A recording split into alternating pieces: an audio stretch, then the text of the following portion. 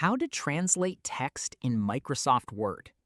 Microsoft Word has a built-in translation feature, so you don't need to copy and paste your text into a third-party translator. Select the text you want to translate, then go to the Review tab. In the Language group, click Translate and select Translate Selected Text.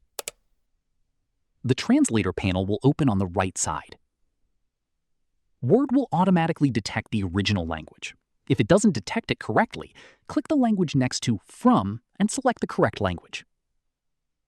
Then, under To, choose the language you want to translate the text into. For example, I'll translate this English into French. Word will display the translated text in the Translator pane. If your version of Word doesn't show an Insert button, simply copy the translated text and replace the original text with it. This way, you can translate selected text directly in Microsoft Word without using a third-party translator.